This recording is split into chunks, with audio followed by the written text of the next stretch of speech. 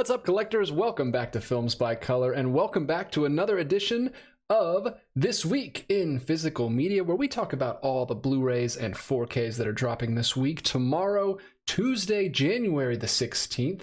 And we've got quite a bit of things to get through this week. It's finally picking up. It's been a little bit slow. The first couple weeks of January, not a lot of stuff coming out, but I'm happy to report that we do have quite a bit to talk about tonight. And thank you guys all who are here live. We shoot this every Monday night. We shoot this show every Monday night at 9 p.m. Eastern Standard Time. So feel free to come out and join us and talk to us in the live chat because I always have a great time talking to you. I jump back and forth between looking at new releases and talking to you guys over in the chat. And it's always a great time. I love talking to you guys. We've got a pretty good group here. Assembling already. I'll talk to you guys in just a second, but thanks, and I'd love to see you come out. But let's not waste too much time with preambles here. Let's go ahead and jump right into the things that are coming out. Like I said, we got a lot of stuff to get to, but real quick, I'll say hello to a couple of you over here. We've got Code Anime Fan John Henry in the chat. Kevin House is here. Sam Fett is here. People talking about the bad weather and making sure everybody's safe.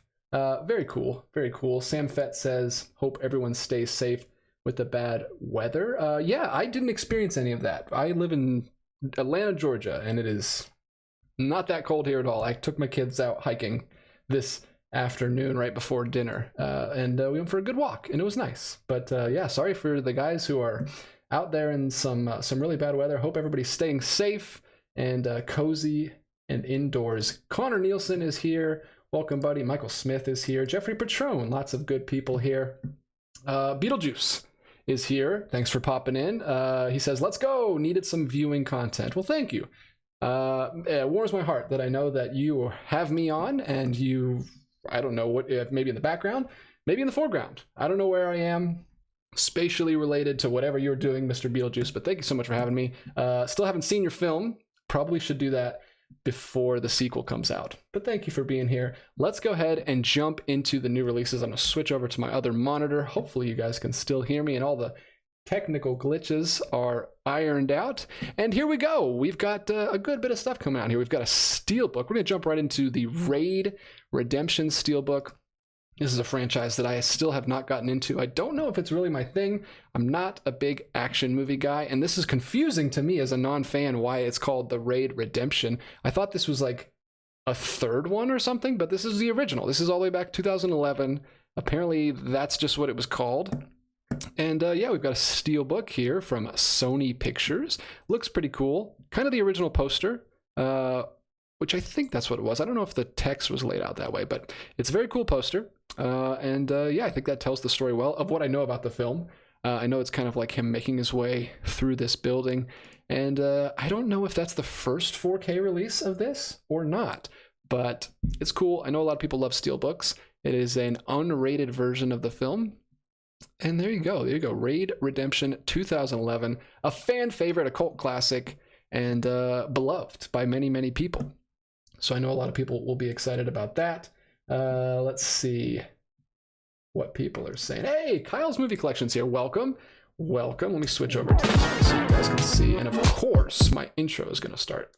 Get out of here. Kyle's Movie Collection is here. Welcome, welcome. Says hello. Connor Nielsen says, I'll be getting Kino Lorber's Coming Home, and The Russians Are Coming. The Russians Are Coming, 2 Best Picture nominees. That's right. Connor Nielsen, for those of you who don't know, collects, it's his goal to collect every single Best Picture nominee over all the years, which is a crazy goal. And I've tried to talk him out of it. He's committed to it. He's still going strong. Michael Smith, DJ, are you familiar with James from 20th and 21st Century Films channel? He's a Georgian too. I am not familiar. That's my biggest flaw and why the channel is probably never going to get very big, because I'm a horrible networker and I haven't reached out to any of the guys. I know there's quite a few guys that are in Georgia, and I need to be better about talking to fellow YouTubers.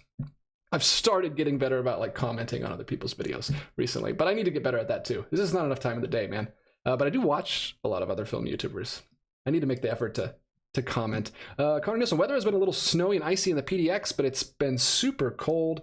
I imagine it's been a lot worse for others. Yeah, it's unfortunate. Sam Fett says Films by Color is required viewing. Now, I don't know if he's talking about Raid Redemption is required viewing, or if he's just saying Films by Color is required viewing, because that is true, and I support that view. And everyone should follow suit. Let's jump back and look at this Criterion release that's coming out this week. Lone Star getting a 4K release, which is a film I wasn't familiar with at all until the announcement a couple months ago when we found out this was coming out in January. We're getting a 4K Ultra HD plus Blu-ray combo pack, and it's got some really nice cover art. I really like that. Painted, sends a really clear vibe out coming from that, which this is a crime film. It's a mystery film. Modern day sheriff of a Texas border country investigates a murder dating from his father's time as sheriff that no one wants to talk about. So crime film, mystery, murder mystery kind of thriller. And it even says here there's a little bit of a romance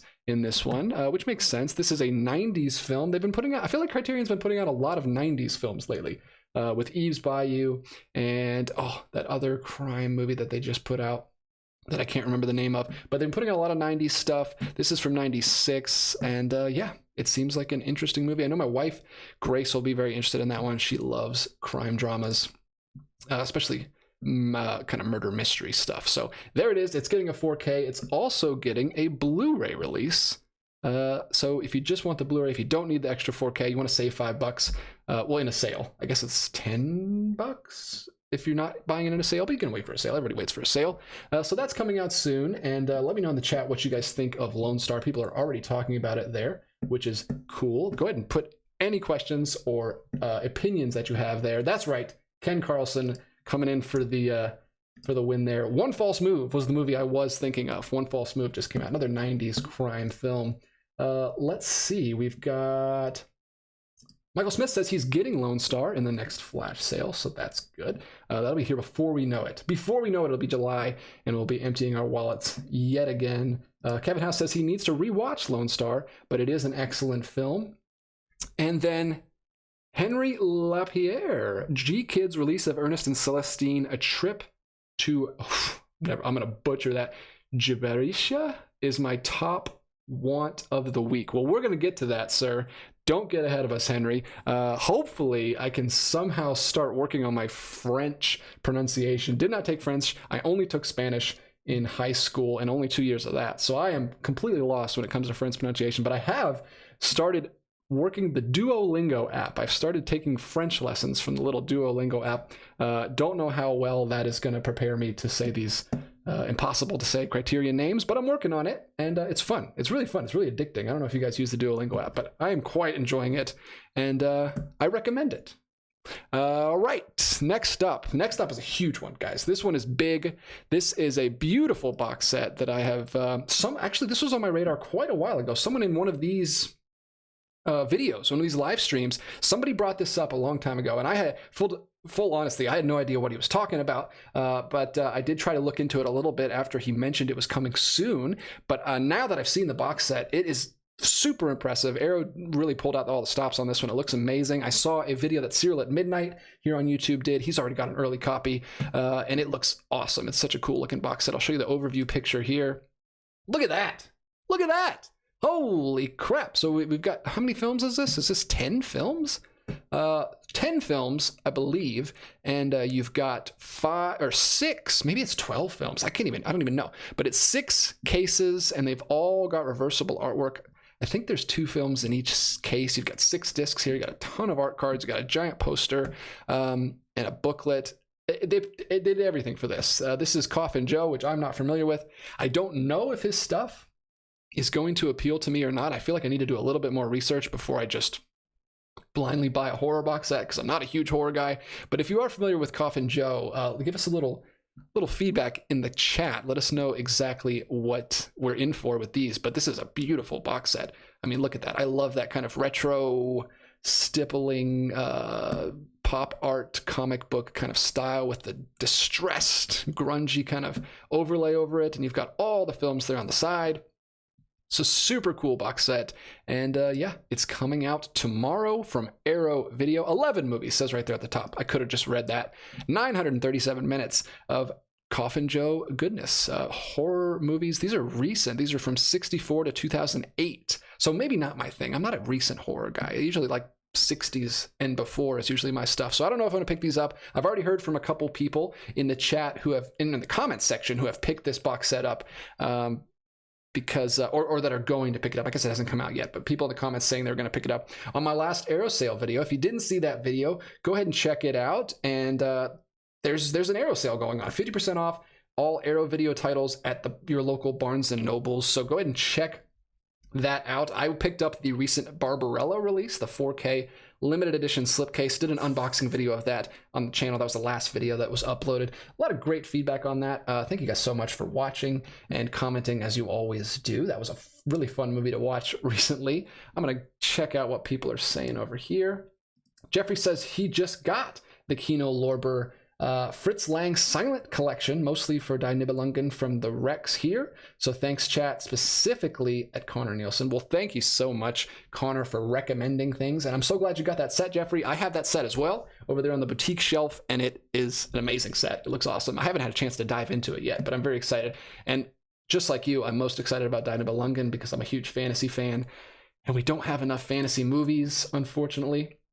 Ken Carlson, are you getting the Roaring 20s 4K next month? It's my favorite gangster film of all time, with my favorite actor of all time, James Cagney, co-stars Humphrey Bogart. I probably won't get it next month. Well, unless maybe there is rumor, and there is usually a 50% off flash sale on Criterion.com, which I may be able to pick that up. If not, then I'll probably have to wait till a later Barnes & Noble sale. But I've heard great things about that one. It wasn't on my radar until we talked about it in the announcement video a couple months ago when they announced that one, and it sounds really cool. I was surprised I had never heard of that one, but thanks for another endorsement for that one because it does sound pretty cool, and I've already had several people recommend that to me. Connor Nielsen, that Silent Lang set is one of my holy grails. It's so beautiful.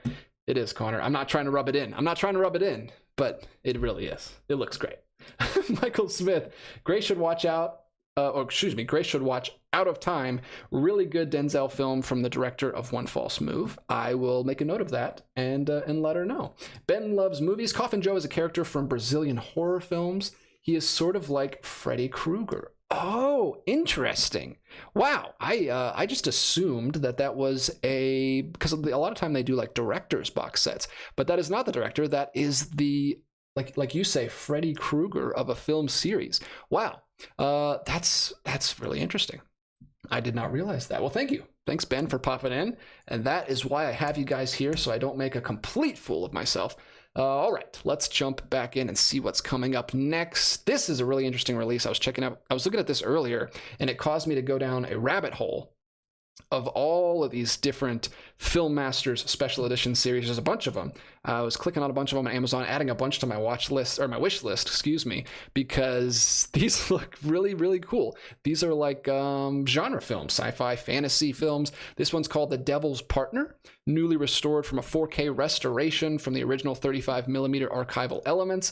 I mean, look at this. What's going on here? You've got a centaur, purple centaur, with a fully naked woman on his back that doesn't seem that happy to be there, and she has a torch, and I don't know, it looks like a really good time. I have a feeling it's probably not as much fun as it looks on the cover. I feel like this is a more lower budget creature feature movie, but the cover is selling me. I love the poster, and even there's a little bonus HD print also included on the disc of a Creature from the Haunted Sea, another creature feature, which looks like a lot of fun. I am a sucker for these kind of retro painted sci-fi posters, and this looks really cool. I hope it's not just like a really good marketing poster for a film that's not that great. Maybe you guys can let me know if you've seen this film. Is it a really low budget B movie, or is it a little bit higher than that? I'm not sure, but it comes with 2 movies, and it's only $21.78 right now on Amazon, which is a steal if the movies are good. Coming out from Film Masters, like I said, not super familiar with the label. I think I took note of them a couple months back when they started putting out stuff. I think I saw some YouTubers commenting on their stuff, and yeah, I'm apparently always on the lookout for new labels, and I don't know, that might be a new one I have to add to the list. I just added Second Run to my collection. I made an order from Second Run a couple days ago, so when that gets here, I will share what I picked up from them with you guys. Really, really cool label. I love Second Run, and I'm glad to finally have a full order from them.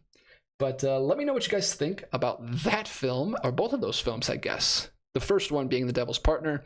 We've also got a film called Chopper. This is from Shout Select. Everyone's familiar with Shout Select. I've got a couple of their titles. This is a documentary from them about a man who went to prison and apparently wrote an autobiography from prison, I believe. It says Chopper tells the intense story of Mark Chopper, a legendary criminal who wrote his autobiography while serving a jail sentence in prison. His book, From the Inside, upon which the film is based, was a bestseller. So there you go. No slipcover on that one, it looks like, from Shout Select, but that's spy number 154. An interesting little twist. I haven't seen that kind of release from them, at least not recently. They've been putting out a lot of, narrative films, but that's cool. That's a very interesting documentary from 2000.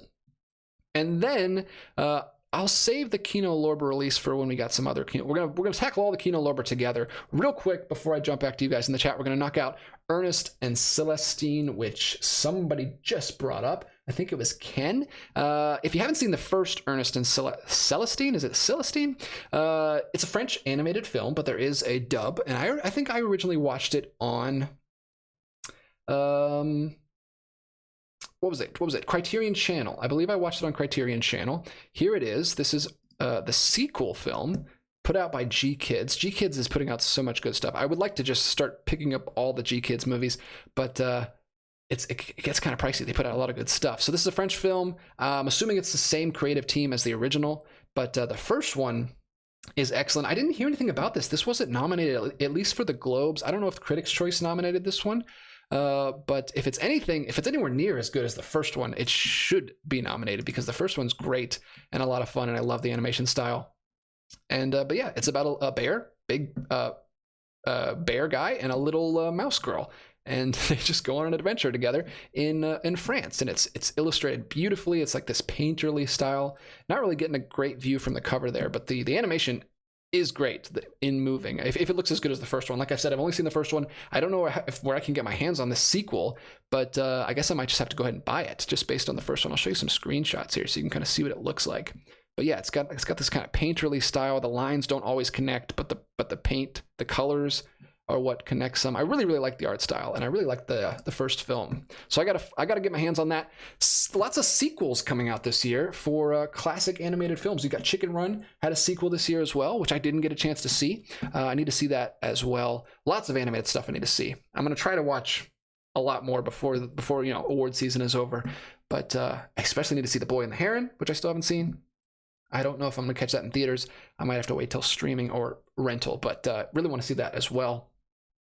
Let's go ahead and quickly talk about, what do we got here? Cause for Alarm. This is from Classic Flicks, which is a label I'm not immediately familiar with. And this is, it looks like another crime film. This is a big week for crime films. Ellen Brown's husband, George, descends into a dark world of dementia brought on by a heart condition. Convinced that his pretty wife and his doctor are plotting to kill him, George concocts a list of evidence along with a letter for the district attorney disclosing his suspicions. Interesting. I love this kind of stuff where you kind of like you go insane, like paranoia, like just completely losing your mind, thinking everybody's out to get you. I still need to watch The Trial. I bought that Criterion in November, and I still haven't had a chance to watch it. I actually started watching it. I watched like the first 10 minutes, and I was loving it, but I had to do something else, and I didn't get back to it. But this is a film noir, a thriller, and it also says a drama, so maybe a very serious film noir. So yeah, very interesting. I've not heard of that. Cause for Alarm, getting a Blu-ray release, and that is only $21.78 on Amazon right now. Very cool. Let's see what you guys are saying. Oh, excuse me. I didn't even switch over. Let me show you the artwork on that one real quick. Here we go. There it is. Very cool looking artwork on that. Love that that film noir cover with the brush strokes, the painted brush strokes. Looks really good. All right, what are people saying in the chat? Basement Blues is here. What's up, man? How you doing? Welcome. Thank you. Connor Nielsen, when you were explaining that Lone Star, I thought that's a Grace movie, and he knows my wife well. I'll be picking up, that sounded weird. I'll be picking it up because I like writer-director John Sayles, although I'm only familiar with him as a writer. Cool, cool. Gus is here. Welcome, Gus. Kevin says you can never have too many purple centaurs. Exactly my thinking. Although there's purple centaurs in the what is it? The Harry Potter. I don't know which Harry Potter movie that has purple centaurs in it, and they look terrible. Are they purple or are they blue? I don't know. I'm not a big Harry Potter fan. Michael Smith. Note to Arrow patrons that limited edition of the Enter the Video store is still available from the US site. Seems like a lot of people don't know about that. I didn't know about that.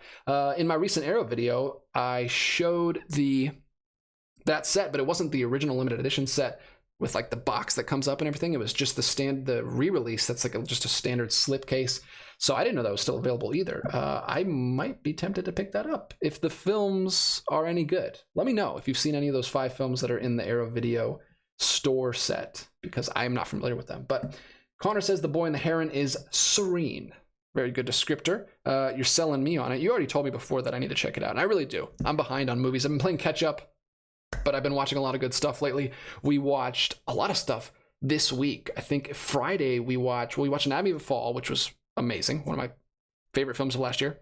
We also watched, on Friday, we watched both American Fiction in the theater, and then we went home that night and watched May December. Loved both of them. Very, very cool movies. Very, very different films, but in kind of this, I don't know, they have similar things. They're both kind of dark comedies, but loved both of those. So we've been catching up on a lot of stuff, but I still have not seen The Boy and the Heron, so I need to get back to that. Check out some more animation stuff. Let's go ahead and dive into the Kino Lorber stuff. They've always got tons of stuff coming out. First thing coming out, I think was mentioned already from one of the guys in the live chat, is Run Silent, Run Deep. This is a Criterion release. It's also, oh, here you go. There's the underneath. There's the artwork underneath. Clark Gable and Burt Lancaster, and the slip. It also has a slipcover is right there. I don't know if this is a 4K. I can let you know in a second if this is a 4K or a Blu-ray, but a very nice looking slipcover with a very classic poster right there. This is from Kino Lorber. I think it is just a Blu-ray. So just a Blu-ray, but still getting a slipcover, which is nice. There was a time when they were only doing those for the 4Ks, but the Blu-ray getting a slipcover, I'm okay with that. This is a 93-minute film from 1958. A war film and an action drama. Very cool. And then also coming out from Kino Lorber with a slipcover as well is The Devil's Brigade. So they seem to be having a theme going on here, because this is also a war film from 1968. This is a longer one. This is 132 minutes. There's the slipcover on that. Starring William Holden, Cliff Robertson, and Vince Edwards. They're killing it, knocking it out of the park with these cover arts, with these slip covers. They look really, really good. I'm not I say that. I used to say I wasn't a big war film guy, but I've been watching more and more lately and liking more and more. I just watched like 3 of them over Christmas time, because there's a lot of Christmas movies that take place in war, specifically war camps, like POW movies, like you have Stalag 17, which I watched for the first time this year, from Billy Wilder, which was excellent, and which is a comedy, a POW comedy, which is unexpected, but it was very, very enjoyable. And then you've also got Merry Christmas, Mr. Lawrence, which I also watched this year, another POW film that takes place around Christmas time. So I've been in the mood lately, so maybe I will check out a couple of those from Kino Lorber.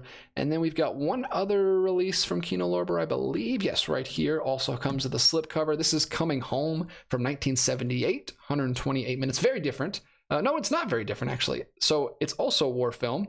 It's, according to Blu-ray.com, they have these helpful little like bar graphs here. Romance and drama are way up, and then there's a little bit of war. So just a little war in this one. A romance and a drama with a side of war on that one, but still keeping on theme with Kino Lorber's War Month for January, and that's another longer one, 128 minutes, but it's only $18 on Amazon right now. So if you want your war movies and you love Kino Lorber, who doesn't love Kino Lorber? They put out great stuff, quality stuff, consistently all year round. So maybe check out some of the new releases from Kino Lorber coming out tomorrow, because they all sound good. They all sound great. Ben is here again. He says, Boy and the Heron is really good, but in my opinion, not as good as Spirited Away or Howl's Moving Castle. Interesting. Daniver says Sorcerer's Stone is the one with the CGI centaurs. Thank you. Thank you for always fact-checking me as usual, Daniverse. Code Anime fan, Studio Ghibli is one of my favorite studios of all time, but I have to yet to see The Boy and the Heron. Yeah, man, me too. I'm sleeping on it too. I need to get out and see it. Jeffrey, Cause for Alarm is an interesting, smaller scale, maybe even bottled noir. Interesting. I just watched Blast of Silence, which is a very, very small scale noir film that takes place around Christmas time. I watched that last month and really enjoyed it. But I would describe it that way too. It's very small scale. It's just about one guy really, and very independent feeling. I don't know what the budget was on that, but I really enjoyed it. Connor Nielsen, Ocean Waves is a super underrated Studio Ghibli. On the lookout for a release with a slipcover. Saw one in the wild once, but it was damaged. Oh, bummer, man. I have stopped. The Studio Ghibli releases are kind of frustrating because they release those steelbooks, the admittedly very pretty looking steelbooks. I'm not even a steelbook guy, but when you have them all on the shelf, they put those like rainbow steelbooks that are like each one is a slightly different color, and they all go next to each other on the shelf. I didn't pick those up because I'm not a steelbook guy, but I'm sort of thinking I maybe want to get into starting to collect those because I don't know if they're ever going to release the rest of them on slipcovers. I've got quite a few back there. I don't know if you can see them. Where are they? They're this way. Got quite a few G-Kids and Studio Ghibli films back there on slipcover, all the ones that I can get my hands on, but they're dragging their feet putting out the rest of them on slipcover. So I'm kicking myself for not picking up those steelbooks when they were cheaper, because now they're going for outrageous prices, especially if I want to get all of them. But yeah, please release the rest of the... I'm with you, Connor. Please release the rest of the Studio Ghibli films. Because those releases are great. I like them. Then we've got Trolls Band Together getting a 4K release. I don't even know what number in the series this is. I've never seen a Trolls film, and I never will. I will never show these movies to my kids because I don't want to watch these. But yeah, there you go. It's getting a slipcover. It's a 4K release. Let's move on because I don't care about Trolls. What else do we got here? Oh, here's a good one. This is a big one. So this one came up a lot last year when Mr. Yankovic was releasing his parody of what do you call them? Biopics, parody of musician biopics. And I remember people bringing this movie up a lot. Walk Hard from John C. Reilly, the Dewey Cox story. This is apparently one that did the musician biopic parody thing much earlier, all the way back in 2007, which I've not seen, but I've heard nothing but great things about. There's a lot of passionate fans that love this one, and this is a steelbook, a Walmart exclusive steelbook. We're living in the Twilight Zone. I don't know about you guys if you've been to a Walmart lately. I was for some reason in a Walmart this weekend. I don't usually go there, but for some reason I know what I was in there for. I had to get poster frames for these two posters that I hung up right over here, which you'll see in the next Criterion video because I shoot in a separate space for that one. So this is the two big shelves here. When I do a Criterion related video, I shoot over there in front of the third shelf, which is where I keep all my Criterions. And the other wall that's not the shelf was looking pretty barren and plain in my videos. So I hung up a couple posters. I hung up the King Kong poster, a classic Day the Earth Stood Still poster. And they look really good over there. It makes the space look a little better for a background for videos. But I had to go to Walmart to get some cheap frames, and the steelbook section was crazy. Like usually the media section at Walmart is terrible. They usually only have DVDs, but for this specific Walmart I was in, we were in a different town, and it was like a whole row floor to ceiling of just steelbooks. So like Best Buy is on the way out, and Walmart is swooping in with their physical media. They've had several Walmart exclusive steelbooks that we've talked about over the last few months. They've been stepping it up, man. Stepping it up. We might have to start shopping at Walmart. But here it is, Walmart exclusive steelbook. The Hard as Steel Ultimate Edition from Mill Creek Entertainment. Still, that's another consistent label that I keep hearing about is Mill Creek Entertainment. So they're doing good things. Is it a 4K? It's not a 4K. It's just a Blu-ray, but it's a very nice looking steelbook. So go Walmart and go Mill Creek Entertainment. Let me know what you guys think of that one. We've also got Police Story 3 Supercop getting a 4K release from 88 Films. 88 Films, another label that I have not jumped on the bandwagon of yet, but I know they do a lot of action films and a lot of Asian cinema. Here we go, Police Story 3 Supercop. Look at this crazy poster. This looks insane. I think I started watching this. I think this was one of the ones that was in the Michelle Yeoh playlist on Criterion Channel a couple months back, and we watched a little bit of this one, but we weren't able to get. I really am remiss that I didn't check out more of those Michelle Yeoh films when they were on there, because we were still on a big Michelle Yeoh kick right after Everything Everywhere All at Once, and we never got around to it, but I wish we did. This is 1992, my birth year. One movie with 2 cuts, all for $28 right now, so that's pretty cool. I have no slipcover or anything. I just have the original artwork there. But yeah, that looks like another fun one. Very, very cool. And that is the third one, which is not included in the Criterion box set. The Criterion is just the first 2 police story films, and the third one's not included. I know there's like another box set from some other label that includes, I think, all 3 of those. But if you have the Criterion set, you want to add the third one, there you go. 4K is dropping tomorrow.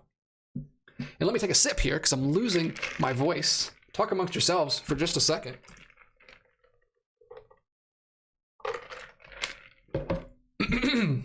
Whew, that's a lot of talking with no one else to interrupt me. All right, what do we got here? Daniverse, Run Silent, Run Deep.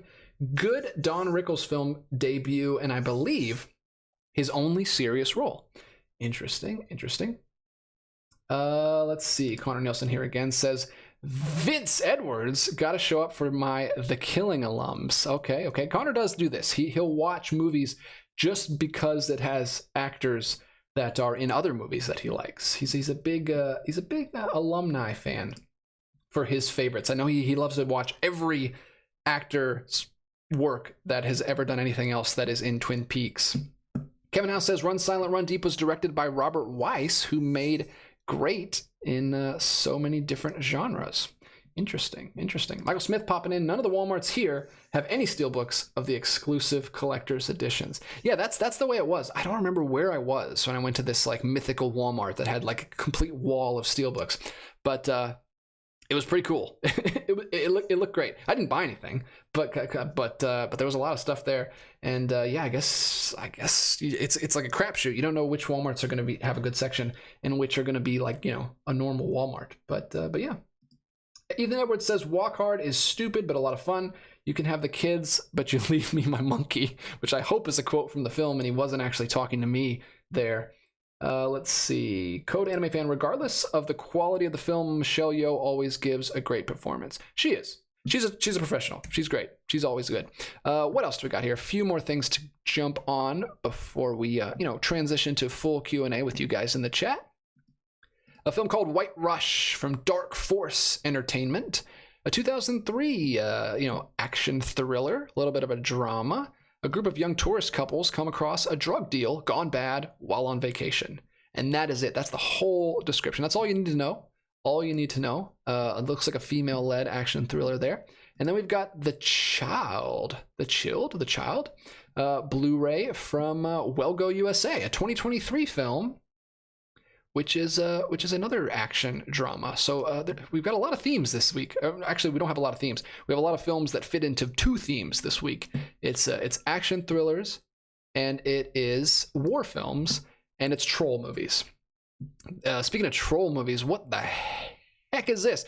Demonic Toys Jack Attack from Full Moon Features is clearly a horror film about clowns. Sorry, spoiler, clown warning if you're afraid of clowns. Don't watch this, Grace. A bunch of clowns here. We've got one with a hammer, one with, he's popping out of a Jack-in-the-Box, and then we've got a female lead. So it looks like a standard horror film. If you think he just wants to play, you don't know Jack. It's pretty good. I love the green Blu-ray logo down there. So there you go. Like I said, I'm not the biggest horror fan. Didn't even know about that. It's only 59 minutes, but it is a 2023 film. So that's probably a nice breezy watch. $12 on Amazon right now. Go ahead and pick it up. Do it. Speaking while I say that, I'm going to try really hard to leave a pinned comment. I will. There's going to be a pinned comment at the bottom of this video if you're watching after the fact with all of the links to all these things so you can find them quick and easily. I've been putting those in the description every week, and it takes a lot of time to get all those links put in there, but I haven't been calling attention to it, so I'm sure no one has even noticed that I've been putting those in the description. So I'll try to leave a pinned comment so that's easier for you guys to see. But we got one here that was also mentioned earlier from Kino Lorber. The Russians are coming. A 1966, say it with me, war film, but this one is a war comedy, which is interesting. Without hostile intent, a Soviet sub runs aground off New England, men's. Men are sent for a boat, but many villagers go into a tizzy, risking bloodshed. So another war comedy. There we go. That sounds really interesting. Let's look at the slip here. Also gets a slip. Love this artwork. It's like a newspaper like cartoon from Norman Jewison. So there you go. Russians are coming. The Russians are coming. A war comedy. So there you go. If you want to get another war film, but a little bit of a different take on a war film, that sounds pretty cool. And I love the cover art. Again, I'm going to say it again because it was great. What else are people saying? Michael Smith, it's a miracle none of the big HQ stars ever died on set. Stunts were very dangerous back then. Yo narrowly averted sure death. Chan saved her. Yeah, it's insane. I never really got into martial arts cinema. I feel like there's another life where I could have really gotten into it and be like a huge just martial arts cinema fan, because it's like a whole nother world that I'm like so intimidated by that that's like the reason I haven't jumped into it yet, because there's just so much of it. It's like trying to get into comics at my age. There's like just way too much of it. I'm just gonna just leave it over there. But I don't know, man. I should have grown up with martial arts films. My parents are both martial artists. They've had a martial arts school their entire lives since before I was born. That's all they do, and they still do it. And I grew up doing all that stuff, but I never got into cinema. I think it was because of because I grew up kind of sheltered, and those are usually rated R and usually very violent, and so I think that's what it was. But I wish I'd gotten into it earlier, because it feels like something I'm really missing out on. Maybe recommend some martial arts movies in the chat, in the comments also, for a newbie, a total rookie who has seen next to nothing in that genre. Ethan Edwards says Rickles was definitely serious in Casino. Okay. Jeffrey says Twin Peaks does have that kind of cast. Deeply impressive, the vastness and breadth of those careers. Russ Tamblyn alone. I mean, we've already talked about the greatness of Russ Tamblyn and how much of a shame it was that the remake didn't even attempt to come up with anyone that was even close to as cool as Russ Tamblyn was. That guy was... Sure, he's a great guy. Sure, he's really nice. He's no Russ Tamblyn. He can't replace Russ Tamblyn. Jeffrey Patron says the Jack in the Box cinematic universe is taking a dark turn. One assumes. That's true. Danaverse coming in. I saw The Russians Are Coming as a kid. It's one of those epic comedies they don't make anymore, and it's long, but it's at least worth a viewing. Interesting. You've piqued my interest, sir. Would you compare it to It's a Mad, Mad, Mad, Mad World? Because I would say that's an epic comedy, and I would say that's very long. So maybe it's similar to that, which I loved. I watched that. I watched the Criterion version of that. I bought that. That was actually one of the first Criterions I ever bought, way back before I even knew what Criterions were. Before Connor had infected me with this insatiable lust for collecting the Criterion collection and continually depleting all of my finances. I didn't even know what they were at that time, but it had I was at my local Half Price Books, and they had a little section called the Criterion collection. Just like 10 or 15 films there, and I looked through them, and It's a Mad, Mad, Mad, Mad World was right there, and it's a beautiful digipack release. I've talked about it before on this channel, and I had heard, like way back in the day, I watched a video, James Rolfe from Cinemassacre, Angry Video Game Nerd, he had done like a top 10 list of his favorite films, and It's a Mad, Mad, Mad, Mad World was his #1 pick. That was the first time I ever heard of it, so that really caught my attention that it was his favorite film of all time. Don't know if it still is, but it was back then, and my interest was piqued. I picked it up, and I remember we watched that I watched it with Grace and her mom. My mother-in-law was over. She was staying with us because my first child was born. That was back in 2018, so she was trying to help out with the baby, and she was staying with us for a few days or a week or so, and we watched It's Mad, Mad, Mad, Mad World, and I thoroughly enjoyed it. I've only seen it once. I know there's like multiple cuts that you got to watch, so maybe it's time to revisit that one, but I had a lot of fun with that one. Don't know if there's anything else here we really need to dive into. There's a 2016 film called Blood Feast that's getting a 4K release from Synapse Films, which is another horror film. And then we've got, Mademoiselle from 1966, which is a Metro-Goldwyn-Mayer film. That's really cool. That is actually way cooler than the artwork led me to believe. That does not look like a 60s film artwork. That I hate when they like don't use the really cool 60s posters and they just use like a really I don't know what you even call that, just a photo with some really bad gradient work on some text up there. Not a fan of the Mademoiselle cover, but that what is that about? What is that about? Let's see. In a French village, Mano is an Italian logger, virile with a broad laugh. He can't say no to women's sexual invitations, and jealous villagers blame him for recent fires and a flood. He is innocent. The culprit is Mademoiselle, town schoolmarm, a recent arrival, admired by all, but sexually repressed and obsessed with men. See, that sounds like a great movie, and I would not know that from this terrible cover. So that's unfortunate, but that actually sounds really interesting. Mademoiselle from 1966. I'm glad I clicked on that. Let's see. We've got Journey to Bethlehem, which is, I'm assuming, a faith-based film about the Nativity from Sony Pictures. That's a 2023 film. Also coming out this year. And we've got Mexico Barbaro 2 getting a Blu-ray release from Unearthed Films, another horror film. And The Foreigner. Now, this is not the first time. This can't be the first time The Foreigner is getting a Blu-ray release. This must be a re-release, another Lionsgate re-release. But The Foreigner, an older Jackie Chan. This was all the way in 2017. Martial arts action thriller. I remember when this came out, hearing good things about it. But I haven't seen it yet.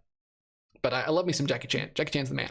But yeah, I think that's all we really need to get into. I don't know anything about these other lower profile films down here. But there you go. Trolls is getting a Walmart exclusive. There we go. Look at this. Walmart is on fire. Walmart exclusive with sound activated light up bracelets. That's great. I'm sure parents are going to love that. Look at that. There you go.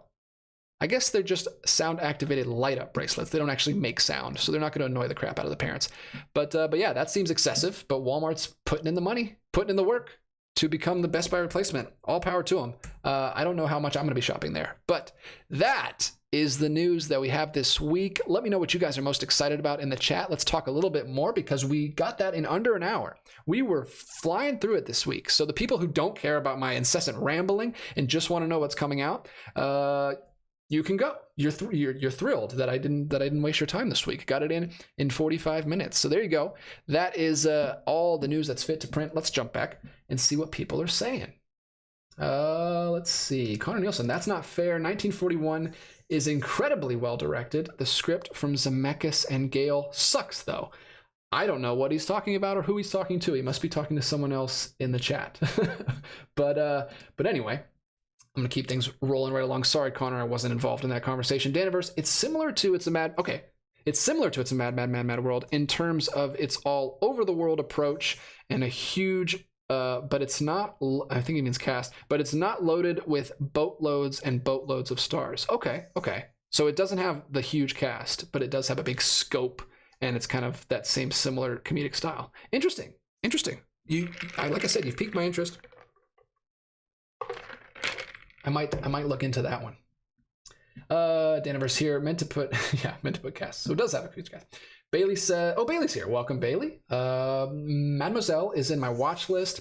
It's unavailable anywhere as far as I can tell, at least region A. Oh, geez. So this is a big release. I think this is region A. Should be anyway. Because it is on the US Blu-ray.com. Sweet. Well, that's cool. That's finally getting a new release. Hopefully you can get your hands on one and you can check that out. Daniverse, saying 2017 is old makes me feel ancient. No, I wasn't saying the movie was old. I was saying an older Jackie Chan. And I meant this is as recent as 2017. Sorry for the confusion there. I don't know how old you are, Daniverse. I've been talking to you for a long time, and I don't know your age, which is kind of nice that I don't know anyone's age unless they tell me for some reason. I don't know why they would do that, or I asked, but I don't ask. I just I treat everyone the same. No ageism here, except for me. I'm kind of losing my voice. But yeah, that is everything. I'm gonna go back to the main page here and briefly look through it and kind of give my thoughts on commentary. You guys continue to talk there in the chat, and I'll be back with you in a second. Let's go ahead and keep this chat going. I don't want this video to die too soon. I think the thing I'm most excited about, which is such a DJ answer, people are probably embarrassed, but I think I'm most excited about the Ernest and Celestine sequel. I'm a big animation fan, and especially I got two small kids, and that first one was very appropriate for them, which is really cool. So I might just go ahead and buy this one like outright tomorrow, like off of Amazon, because we had a good time watching the first one. So that's probably what I'm most excited for. Nice, wholesome family animated film from the great country of France, which again, I'm trying to learn on Duolingo. I think I've got like a 4-day streak going. It's been going well. Lone Star, also, I will probably pick up. I mean, I know I'll pick it up eventually. I don't know if I'll get it, how soon I'll get it. So those two are the big ones. I'm interested in The Devil's Partner. Nobody said anything about The Devil's Partner, so I don't know exactly if that's for me or not, but it seems interesting. I mean, we need more films with centaurs. What do we got? What do we got for centaurs? We got, like you said, the first Harry Potter film. We've got the first Narnia film. There's a lot of centaurs in that. What else do we have? Are there any other centaur movies? Top 10 centaur movies needs to be a video that I do in the near future. Let me know in the chat. What's your favorite centaur film? Or just any centaur film, like period. We've got Narnia, with The Lion, the Witch, and the Wardrobe. We've got Harry Potter. What else do we have for centaurs? Minotaurs we've got, but centaurs. It's a hard makeup job to do. You really couldn't do it before CG. Well, this did. The Devil's Partner definitely did it before CG. This is all the way back in 1961. So I'm fascinated to know what it looks like. I might just have to get that one out of morbid curiosity. So those are the three. Some of those Kino Lorber releases look really good too.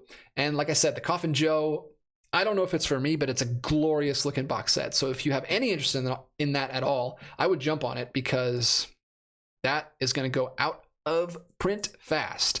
And the list price is $140, but I guarantee you that limited edition is going to be super expensive secondhand. Those things go nuts. I still am trying to get some out of print limited editions from Arrow myself. Like I said, I just watched Barbarella recently. I bought the 4K slipcase of that, but that kind of got me in the mood to watch some other early sci-fi films like that. And I wanted to check out Flash Gordon. I really want the Flash Gordon limited edition release from Arrow Video, but it is so expensive. It's like $90 on eBay right now. And I don't want to pay $90 for Flash Gordon, but I would pay like $50 for Flash Gordon. If somebody has the Flash Gordon LE and they want to sell it to me, I would gladly pay them $50. But gotta find that. Another thing I was thinking about when Barbarella came out is, and I heard about in the comments that people weren't able to find a copy and it was selling out online. So it's apparently a really popular release, which is good news for me, because I hope that means that we can get other 60s and 70s sci-fi films that are also very similar, like Zardos. That's a crazy, very similar film to Barbarella, I believe. And then also Logan's Run. I would love a Logan's Run limited edition from Arrow Video. That's a perfect fit. I don't know why that hasn't happened yet. Some kind of rights issue probably, but God, I hope they get a Logan. I would love Logan's Run. I would buy that in a heartbeat. We need a Logan's Run Arrow Video. Get on that. What's people saying here? Kevin House, that Mega Fit meal looks really good. Oh wait, this is a movie discussion channel. Oh no, was there an ad? Yeah, the ads are so annoying. I wish there was a way to remove the ads from Blu-ray.com. Like I might pay a couple bucks a month just to get rid of the ads, because I can't control what pops up on the screen. It's kind of nerve-wracking the whole time. Code Anime Fan, it looks like the Addams Family 2 is coming out on the 19th. Interesting. The Addams Family 2. Now, which is that? Was there like an animated one? Is that what he's talking about? Oh yeah, right here. So most of the time things come out on Tuesday, but looks like right here in between weeks, was that Friday? The Addams Family 2, the animated one, is coming out also.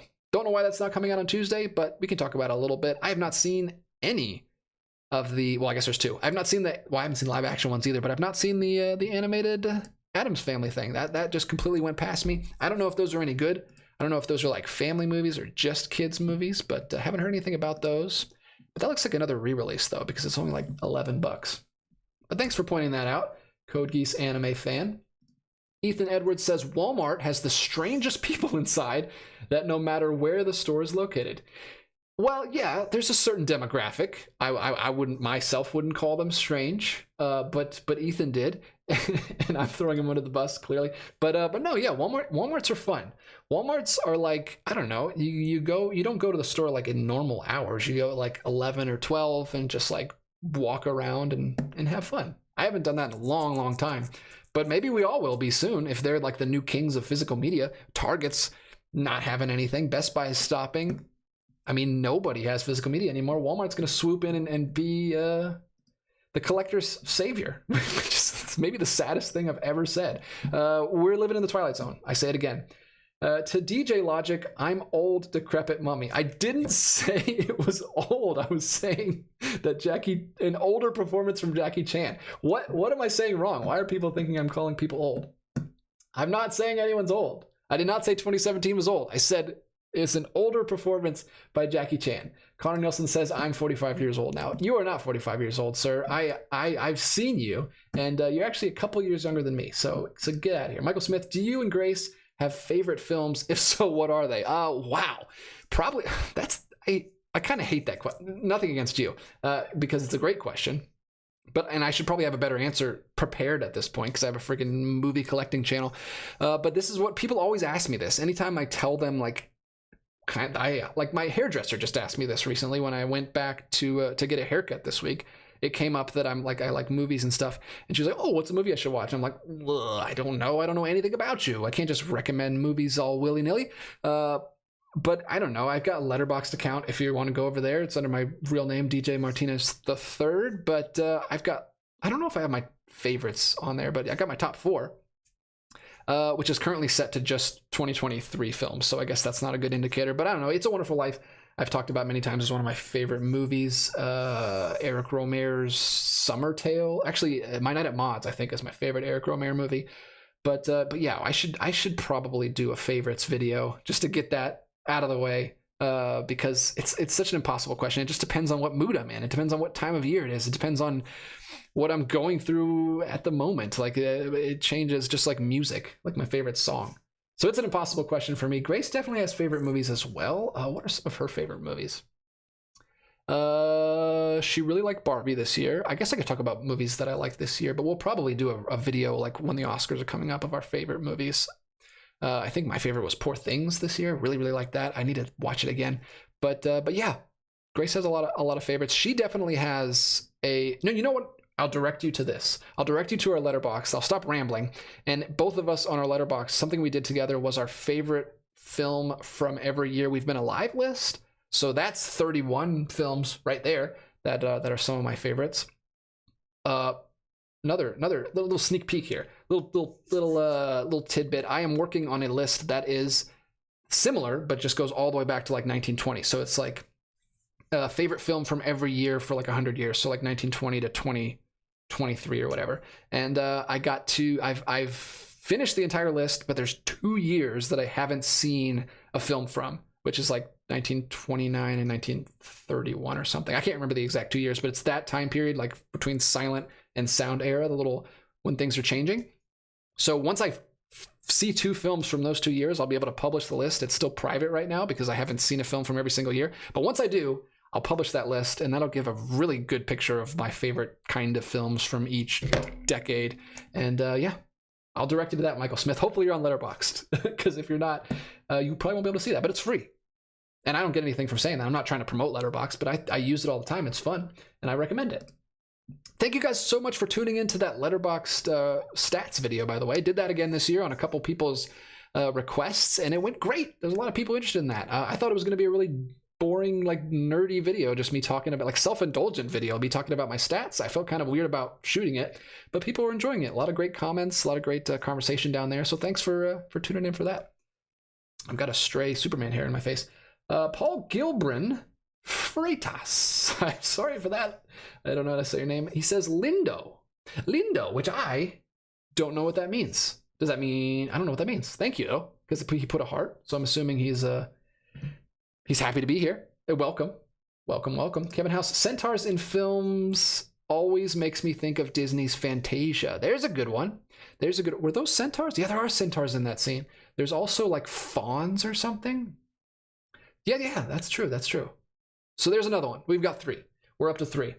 Jeffrey Patron, centaurs have been featured in such motion pictures as Step Brothers, Bright, and Trolls World Tour. Don't get us back to Trolls, Jeffrey Patron. Oh no, we just escaped that. I did not know that they were in Bright, but that makes sense. I didn't see Bright. I wish Bright was better received because I'm a big fantasy. I'm not a big fantasy, like modern day fantasy fan though. Like when they try to do that, they did that with Bright.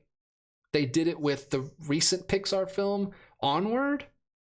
Not one of my favorite Pixar films. Actually, it was really good.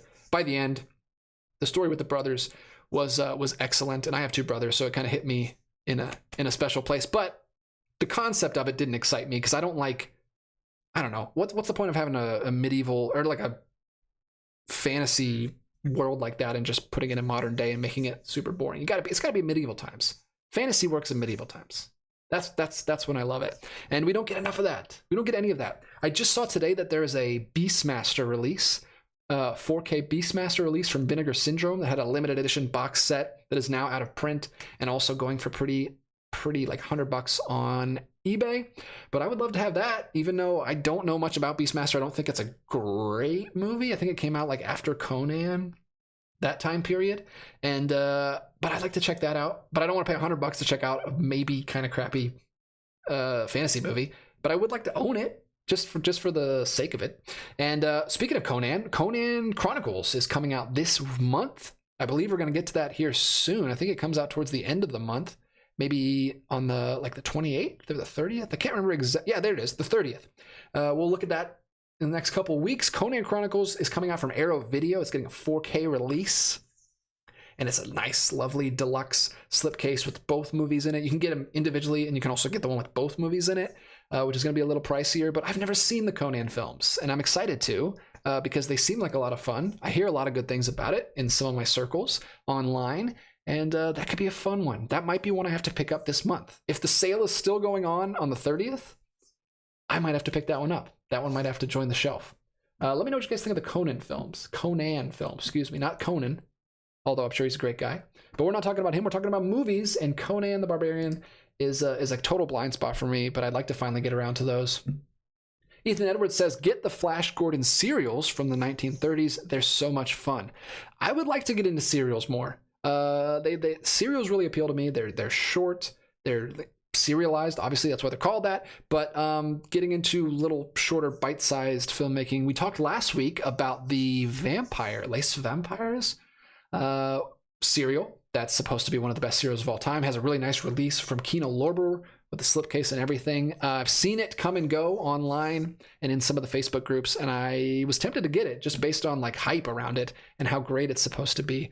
But I did not pick it up, and now I don't know if I'll find myself a copy. But yeah, I'd love to get into the Flash Gordon, the Batman serial. I've seen a little bit of that on TCM. They play that. Tarzan is the serial that I'd be most interested in getting into. I'm a huge Tarzan fan. Edgar Rice Burroughs in general. I don't think they ever made a John Carter serial. I think that would probably be too expensive to make. But I'd love to get into some of the Tarzan serials and some of the Tarzan movies. I still need to pick up Tarzan of the Apes that just came out a couple weeks ago. That got a Blu-ray release for the first time, and I really enjoyed that one. That's got a bonkers, crazy ending if you haven't seen it yet. I recommend Tarzan of the Apes from 1926, I believe. But anyway, I would love to get into the Tarzan serials. I've seen those also on TCM. They play those sometimes. And I don't know. There's just too much stuff to watch. I try to watch as much as I can. But yeah, that's where I stand on serials. So I didn't know there was a Flash. I guess I knew there was a Flash Gordon serial. I was aware of it, but I wasn't too familiar with it. But thanks for the recommendation, Ethan. We've still got a pretty good crowd going here. Thanks for sticking around, guys. Thanks for sticking around. If you are in the chat, put in some questions, put in some opinions, put in some topics of conversation, and we'll try to keep this thing going. But if I don't get too much, I'll have to wrap this thing up because I don't have too much to ramble about tonight. I'm still working on getting some other videos out. Like I said, I just did the Arrow video one, and I did the Barbarella unboxing. I want to do a couple other unboxings for some of those nice box sets I got for Christmas. I can tell you that I told you about the second run video that is coming up, which is quite a few films. I went a little crazy, but they're having but they never have sales. So I was like, okay, they never have sales, so let me just get the stuff I'm interested in. And I think I got a box set, and I got a few other films as well. I also started collecting for the first time, technically Vinegar Syndrome, but not really. They're sister partner labels of Vinegar Syndrome, which is Yellow Veil and Deaf Crocodile. So I got myself a Deaf Crocodile release, which was actually an early birthday present from Grace. My birthday is actually next Monday, so it'll be on this show. So maybe I'll get that video shot shortly here. But Deaf Crocodile and Yellow Veil. So the Deaf Crocodile release is a film called The Pied Piper, which is a stop motion animated film. And then I also got a Yellow Veil release, also a partner label from Vinegar Syndrome, which is the Saragossa Manuscript, which is a film that Connor Nielsen recommended on this channel before. He told me about it. It sounded interesting. The director sounds really interesting. And so I wanted to check it out. They also have, Yellow Veil also has 2 other of his films, which I want to get as well. And then there's a few other Deaf Crocodile title releases that I really want to get that are fantasy fairy tale films from a Russian director. And they have 3 of his films on there, and they sound like right up my alley, and I'm mad that I didn't find out about them until they're already out of print. So all 3 of them are already out of print, and I'm gonna have to find them on eBay, and they're going for like 2 of them are going for like 50-60 bucks. One of them is outrageous. It's going for like 130 bucks. I don't think I'm ever gonna get my hands on that one, but yeah. Deaf Crocodile is a new label that I'm checking out. They seem very cool. They're very small and independent, and they put out just a limited run with slipcovers, and then once those are gone, they're gone, and then you have to pay through the nose on eBay, which is unfortunate. But I don't know. I'm getting into it. I think this year is going to be. It's not really a resolution, but it's something I'm thinking about. I'm going to take a step back a little bit from Criterion. I'm still going to pick up some things in the sale, but I'm not going to pick up as much, and I'm going to start branching out and checking out some other labels, which I know some people might not be happy about, because I know a lot of people do love Criterion on this channel, but I am going to take a little bit of a step back and buy a little bit less so that I can have some money to spare for some other labels. Like I said, at the beginning of the year, I've already got into Indicator quite a bit with my Christmas gifts this year. I've been getting into Indicator. I've got some Arrow releases recently, like I said, branching out into Deaf Crocodile and Yellow Veil. And of course, Kino Lorber is always there. So and the Curzon. I got the Curzon box set for the 3 Colors trilogy this year. So I'm trying to branch out and check out different labels here and there, instead of just feeling like I have to buy Criterion just because there's a sale and I have to keep buying them. I want to buy films that I'm actually interested in. And if those are Criterion, great. If there are other labels, also great. There's a lot of great labels doing a lot of things. I still haven't jumped on the Radiance Films bandwagon yet, so maybe go over there. Lots of stuff. Lots of stuff to check out. Let me see what's going on in the chat here. Oh, it finally caught up. Okay, so there was nothing happening. I thought everyone left, but now it just refreshed, and here's a bunch of questions. So, all right, here we go. Ben loves movies. I have a really good Walmart near me that even has a mini Criterion section, oddly enough. Target is only good for occasional deals. Wow. Where do you live? Well, you don't have to tell me, but I would love to know where you live, because that's crazy. I've never heard of a Barnes & Noble. I mean, I've never heard of a Walmart that has a Criterion section. That's really cool. Yeah, Target is terrible. Some of my Targets like barely have anything. There's like 3 aisles of books and like a whole aisle of records, and then there's like an end cap of movies at my Targets. Like they have nothing.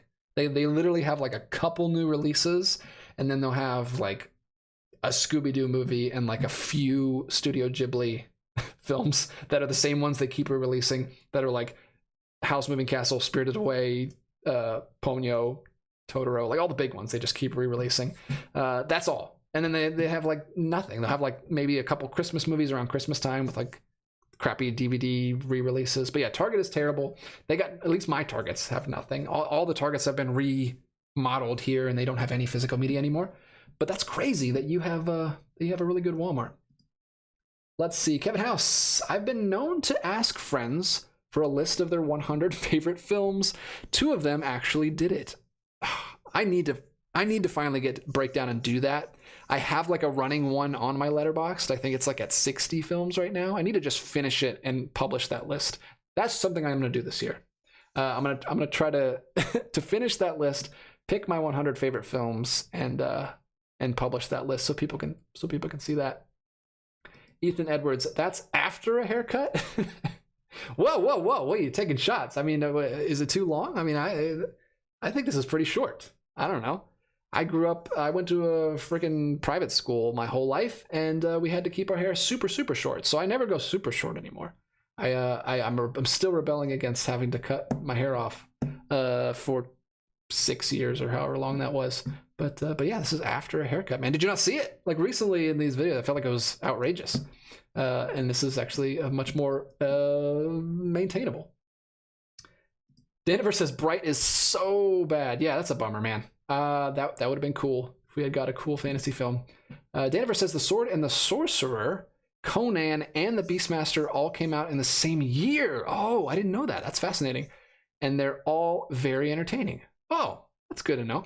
I am going to have to look up The Sword and the Sorcerer because I didn't see that one. But no, I'd love to get this. So we got Conan coming out from Arrow Video this month. The Beastmaster got a Vinegar Syndrome release that like I said, I'd like to get my hands on, but it's very expensive these days. Sword and the Sorcerer, I haven't seen. I don't know if that has a Blu-ray release, but maybe one of the labels will put that one out.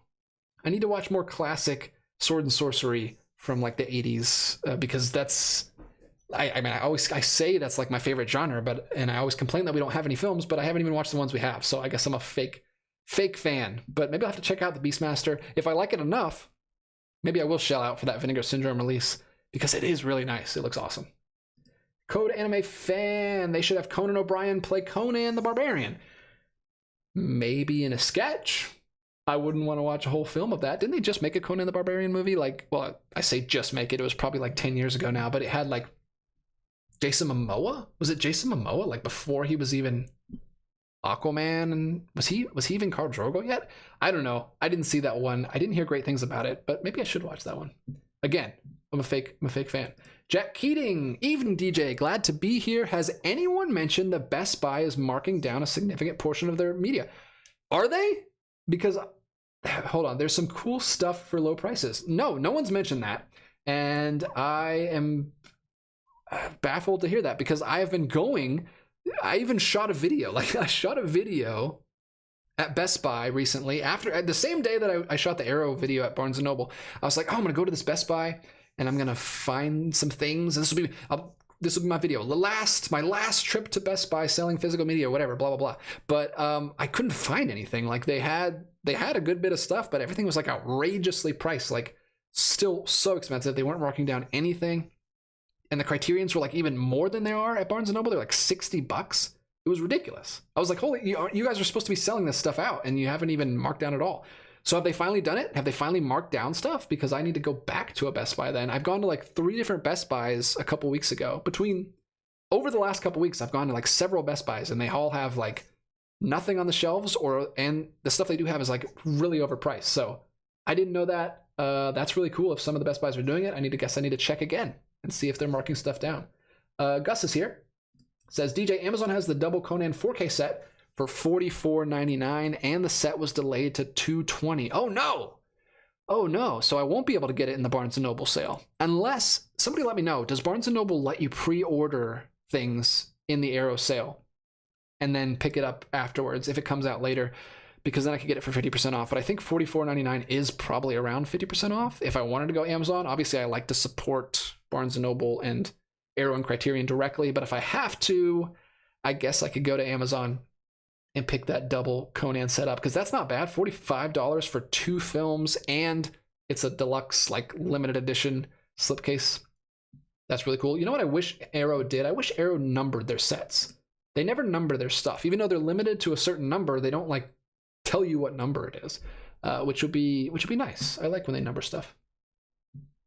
Let's see. Ryan, hey. Okay, here we go. We're talking about Les Vampires is very good. One of the first tracking shots ever is in the last 2 hours. Fascinating. I love that kind of nerdy film history stuff. Yeah, I need to get into that. That would be a really fun watch, like around Halloween time. Actually, no, it wouldn't, because we talked about this before, and it's not even like it's like a crime thing, right? It's just the name.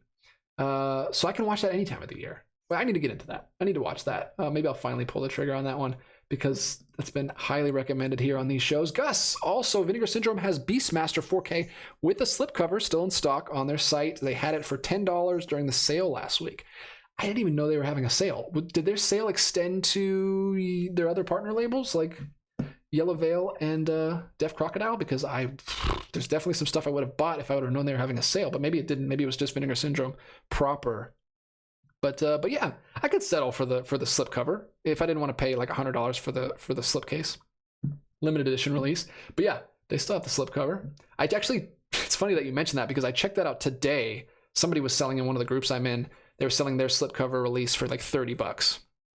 And people were in the chat were like, or comments were like yelling at them like, this is ridiculous. It's cheaper on the site. So I went to the site and it was back to $35. So I'm guessing that sale is over and I missed my chance. LA Jewel, I'm super late to the stream. What's up? What's up with you, man? We are just talking about movies like always. Nothing, you didn't miss much. I mean, you missed stuff, but you can go back and watch it later. You're fine. No need to feel bad about being late. Ethan Edwards' Adventures of Captain Marvel and Daredevils of the Red Circle are two other great serials that are both on Kino, and Lace Vampires, which we just talked about. So I need to check out some more Kino releases. I didn't know they had so many serials released. That's really cool. I love Kino. Kino's very consistent. Any movie, this is Michael Smith, any movie that you used to hate but now love, or vice versa? This is an interesting question. I've answered this before, but on the other channel that I do stuff on, the Geekvolution channel. Not here. I don't believe I've ever answered this here. My go-to answers are the first time I saw, this is going to blow people's mind because I love Wes Anderson, but the first time I saw Grand Budapest Hotel, like his best movies for most people. Like a lot of people think that's his best movie. It's not my favorite, but the first time I watched it, Grace and I watched it the year it came out, when we were trying to like check out some of the Best Picture nominees, and we did not like it. I don't know what it was, just the mood we were in. It didn't land for us. I had already seen like Moonrise Kingdom at that point, which I loved. So I was like, oh, I want to watch some more Wes Anderson stuff, and I did not like the Grand Budapest Hotel. It didn't work for me, and I can't even explain why. But we watched it again recently, like a couple years ago, when I watched through all of Wes Anderson's filmography, and I loved it. It's like my third favorite Wes Anderson movie now, third or fourth. Absolutely love it, and don't know why. It's weird. That's why sometimes you got to give stuff second viewings, because you never know if you actually like really don't like it, or if it's just whatever mood you're in. Movies are so, at least for me, there's, I don't know, maybe some people don't have this, but it kind of depends on what mood you're in. Sometimes you're in the right mood for a movie. Sometimes you're not ready for it. Sometimes you're not even like in that stage of your life yet. Like it depends on what you're doing in life. I mean, how mature you are. There's different times, and it's really nice when that movie hits you at just the perfect time you need it to. What's that movie called? 19, what's that movie called? It's just a year. It's the war movie that's a one take that's just a year. I'm completely blanking. 1917, just saw it on the shelf right there. 1917 hit me at just the perfect time. It was like my favorite movie that year. It blew me away. But no, if I had seen it maybe a year earlier or a year later, I don't think it would have hit me as hard. What's another one that I didn't like? Recent one, Tar. Incredible movie. Hated it the first time I watched it. Couldn't even barely finish it. I was like, I'm ashamed to say this, but I was so uninterested with what was happening and like checked out that I was like on my phone, like we were trying to watch through all the films. That was 2021. That was last year. We were trying to watch through all of them, it was 2 years ago. No, it was last year, 2022. And we were trying to watch through all the Best Picture noms, and I was just like, we were both just checked out. Grace wasn't really into it either, and did not like it. I didn't know what people were talking about. Then randomly, I just watched it again for some reason. Had just an inkling to watch it again, and I loved it. And it was like my fifth favorite movie of the year. It was in top 5. I don't know exactly where it lined up, but loved it. So I'm so glad I watched that again. I have it back there now, the 4K slipcover. I was just thinking about that movie the other day, and I actually want to watch it again because of some new information that I learned recently. Very, very nerdy thing about the Mother Goose rhyme that she says to her daughter in the car when she's driving her to work is weird tidbit about me. I read my kids Mother Goose rhymes in the morning when I take my son to school. Both my kids to school in the morning. My son has to get in a carpool like at 7, but if the bell doesn't ring till 7:20, so we just kind of sit there and read in the morning in the car. And I was reading them, and we got to Who Killed Cock Robin, which is the Mother Goose rhyme that she says in there, and there's like a whole backstory and background to that makes it like integral to the themes of the film. It's amazing. And now knowing that, I want to watch it again. But anyway, no one cares about this. Nobody cares. That's not what you asked. But Tar, didn't like it the first time, loved it the second time. So that's definitely happened to me quite a bit. I'm trying to think of the vice versa, like you said, like a movie that I just loved and then rewatched it and didn't like it anymore. I'm sure that's happened.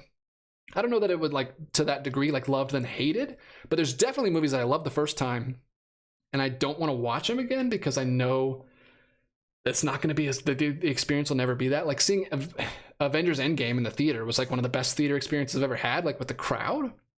But and same thing with the first Avengers. It was great the first time, but every time after that, it just like goes down and down. So I don't watch those movies anymore because every time I rewatch them, I like them less, which is unfortunate. But I don't know if I've ever had one where I loved it and then completely hated it. Hunter Williams, hello from Atlantic Canada. Hey, welcome. I like Canadians. You're welcome here. Do you watch movies from Japan and Hong Kong? Any favorites? No, not enough, man. Not enough. Favorite movies from Japan? And I'm sure I have. Like I've seen the Police Story movies. For as far as like Japanese films, I have not seen enough. I watched Hidden Fortress last year, which was my first Kurosawa film, I believe, which I really enjoyed that one. I've seen the original Godzilla, and it's just like a smattering of Japanese films here and there, but I've never done like a deep dive into, because it's another thing that's just intimidating, man. It's a whole like genre of, I'll tell you a Japanese film that I really liked. Mourning for the Asone Family, film that starts at Christmas time, doesn't completely take place at Christmas time, film about World War II and how it just completely rips apart this family. Very, very sad film. Starts at Christmas time when they're all together and they're singing Christmas hymns, or not hymns, Christmas carol. Well, it was a hymn, Christmas carol hymn, but they're sitting all together as a family. Then you just watch as this movie just completely, or this World War II just completely rips this family apart one by one. All of the brothers either have to go to war or get arrested for protesting the war. I mean, I won't spoil anything, but brutal film. Wrecked me a couple of Christmases ago when I watched it. I was not ready for it. And I can't remember the director, but there is an Eclipse series from Criterion that includes that film. It's like specifically his war films. I really, really love that movie. And I want to watch more of that stuff. Like just I think the director of Merry Christmas, Mr. Lawrence is also a Japanese director, which I just watched this year. And another one that just blew me away, and I was weeping at the end of it with just like tears streaming down my face and muttering to myself, because that's another one that just broke me.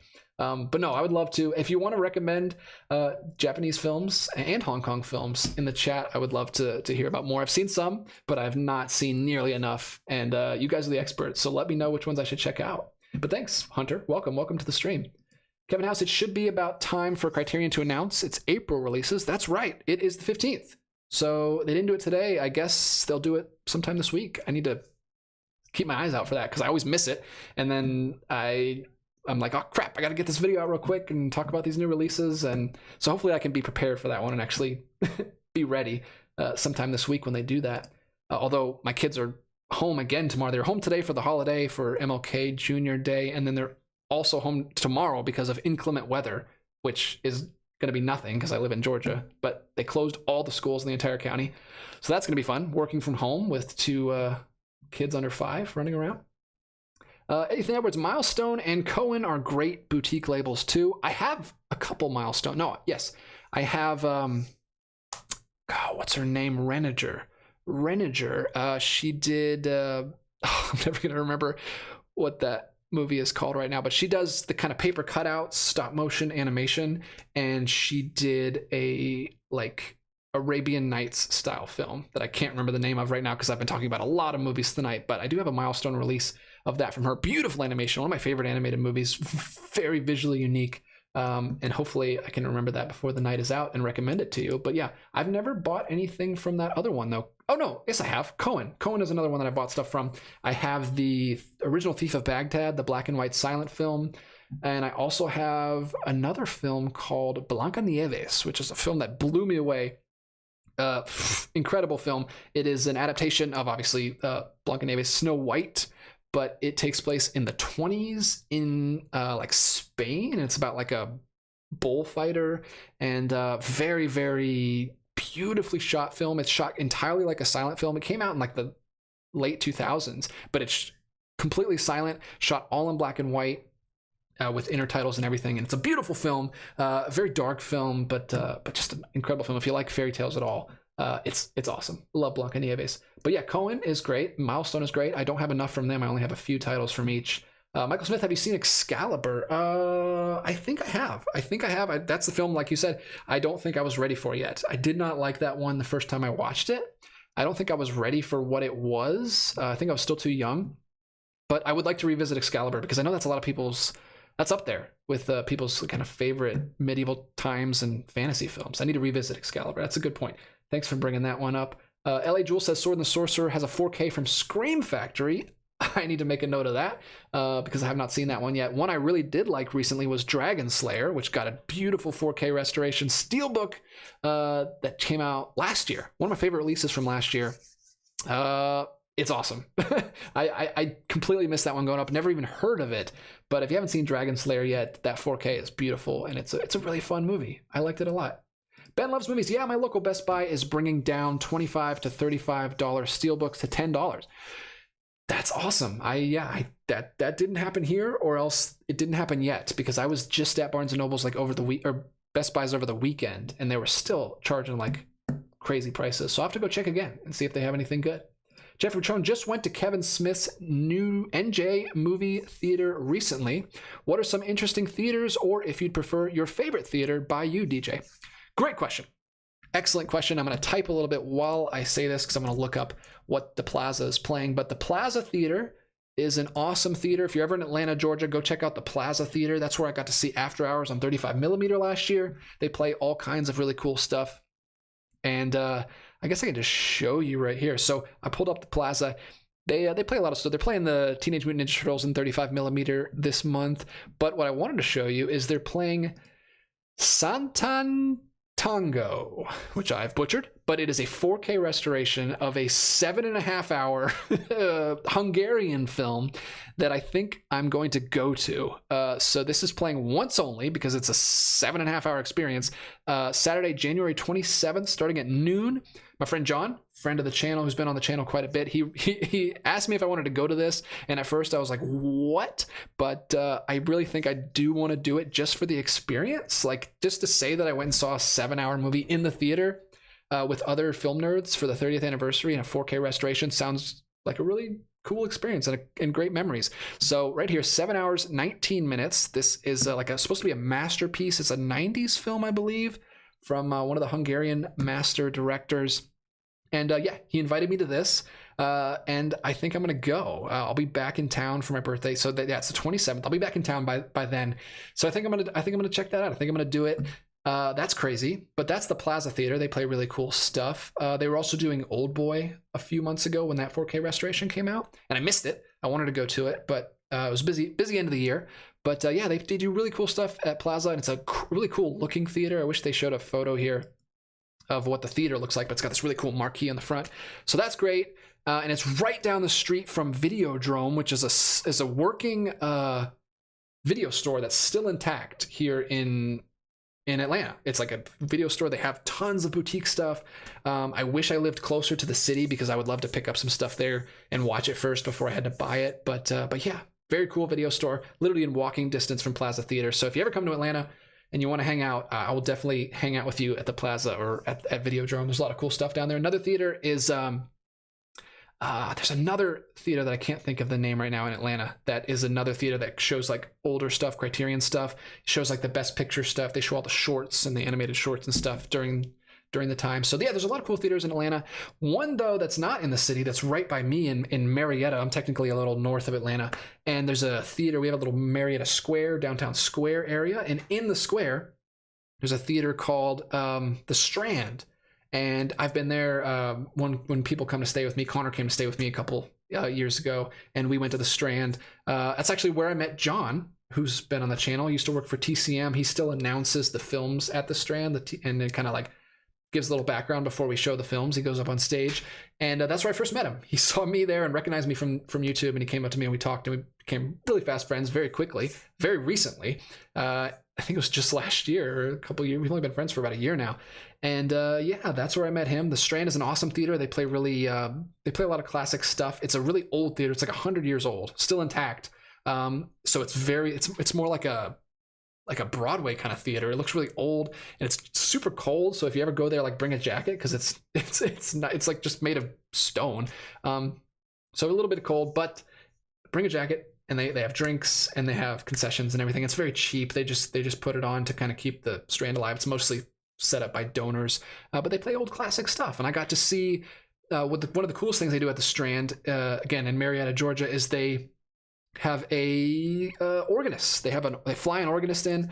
So they have live organ accompaniment for silent films. I saw the silent version of Phantom of the Opera there, which was really great. I saw the silent version of the silent version. I saw King of Kings there, which was great. And I got to see Metropolis there, the like ultimate cut with the footage back in, fully played with live organ accompaniment, which is awesome. So I love doing that. Whenever they do the silent films, I like to go, but they play other stuff too. So the Strand is great. That was a very long-winded answer to a seemingly simple question, but thank you, Jeffrey Patron.